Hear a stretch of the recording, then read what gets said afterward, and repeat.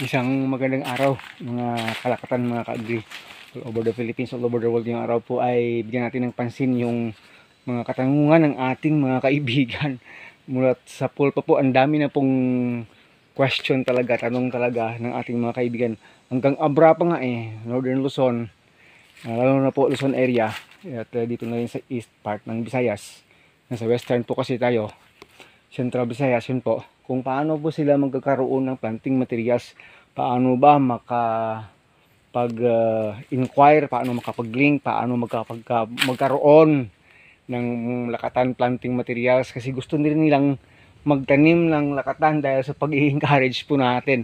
So today po, sasagutin po natin yan sa abot nating makakaya. May mga tanong rin na nagbibenta ba tayo ng planting materials. Yan po, una natin sigutin, yes, nagbibenta po tayo. Well, in fact po, ito po sa atin sa Iloilo, lalo na po sa area ng ating bayan, Ilion Town. Tayo po kasi yung unang nagpalaganap dito ng lakatan. Hindi sa nagbubuhat po ng sariling bangko. Pag pumunta po kayo kasi ng bayan namin sa Ilion, pag pumunta pa kayo ng Department of Agriculture at magtanong po para tungkol po sa lakatan, malamang po sa akin po kayo i-diretso. Pag lakatan po kasi yung usapan, nagbebenta tayo, Panay Island, halos lahat na gustong bumili, Panay Island po. Kasi yung mode natin ng delivery hanggang hanggang bayan ng Leon lang kasi yung pinaka natin. Kung gusto talaga nilang kumuha sa atin ng planting materials, pick up po talaga, pick up, yun po talaga yung mode. Na-try na po natin magpadala dati sa Luzon ng mga planting materials noong okay pa yung time ng Roro. Dito sa amin may okay pa naman, pero pahirap pa na po konti. At saka pick up lang dun sa Quezon City, hindi po makakadiretso kung saan po area ninyo hanggang Quezon City lang. Minsan noon dati hanggang Alabang lang talaga kung saan yung pinaka stopover ng Roro bus mula po dito sa amin, mga ka-agri. So ang hirap masagot yung mga katanungan niyo kung pwede ba tayong magpadala. Napadala natin dati pero yun medyo pahirapan. At saka napaka time consuming at saka napaka laborious po kasi halos isang araw yung magiging waste natin ng time sa yan lang. Kasi po hindi kasi tayo nagbebenta ng mahal, 40 pesos per puno hanggang 50 lang talaga. Dito sa atin 40 pesos isang suwi na yun yung bentahan namin dito mulat sa pool hanggang ngayon. 8 years ago, 9 years ago hanggang ngayon po, same price pa rin. So, masyadong mura na. Kaya lumaganap na talaga dito sa amin sa bayan ng Leon. Pag pumunta pa kayo dito, lumaganap yan dito yung lakatan. Kasi that was the time noon na walang nagtatanim ng lakatan na napalago, napadami, napalawak. Kasi nga, pagpasukin na kasi ng Banchitap at saka Wealth, wala na, tapos na.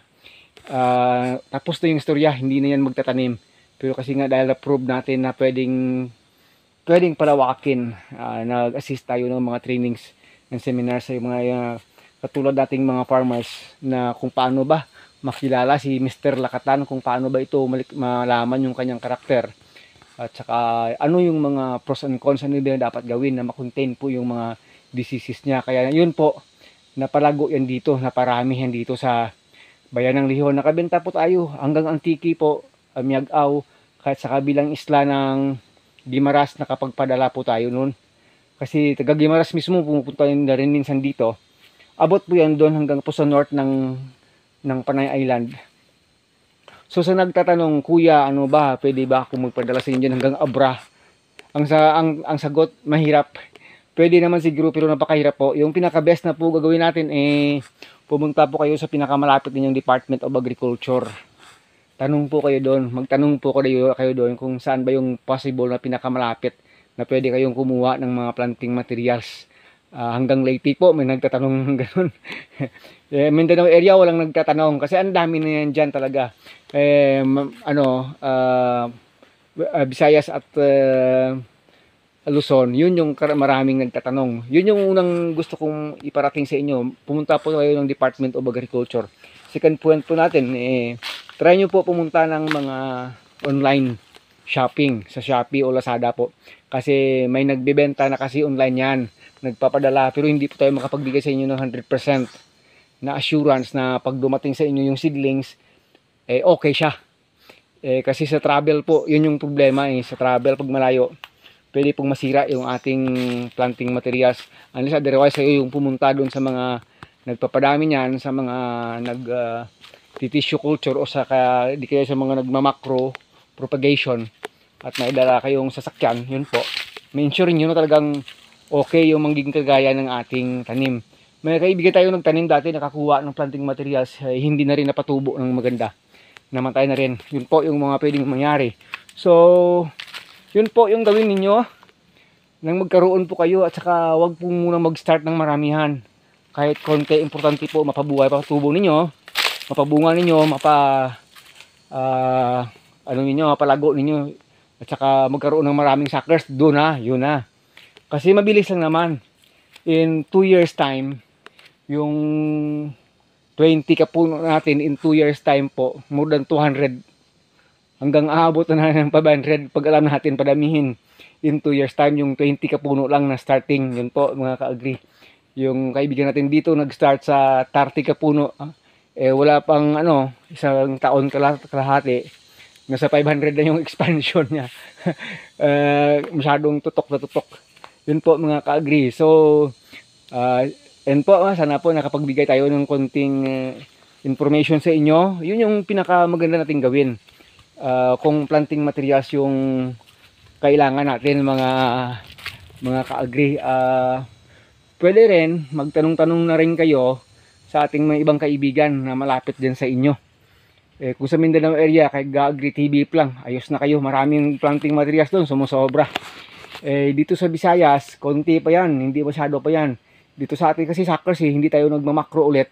Dati tayo nagmakro, pinarami natin para sa ating expansion, hindi na rin makakalabas. Sa atin pa lang ay starting pa lang, kaya noon yun. Pero ngayon dahil lumiit yung area natin ng pagtataniman, wala yung bagong rented, hirap na ngayon mag-rent. Kasi nga yung iba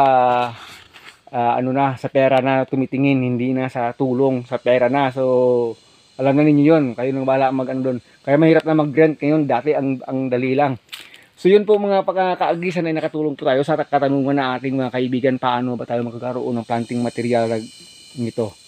May makikita kayo siguro na mga video na magpapatubo nito sa bunga, mula sa bunga. Wala yun. Kunting kwentong kutsero yun. Mga istorya na walang kabuluhan yun. Yung mga saging pinapatubo mula sa bunga, mula sa puso, ayan, papalabasin, ganito. Wala po yun. Wag po kayong maniwala doon, for viewing, for views purposes lang yun. Yung mga iba doon. So, yun lang muna po. Hanggang dito na lang muna. Agritechnics TV po.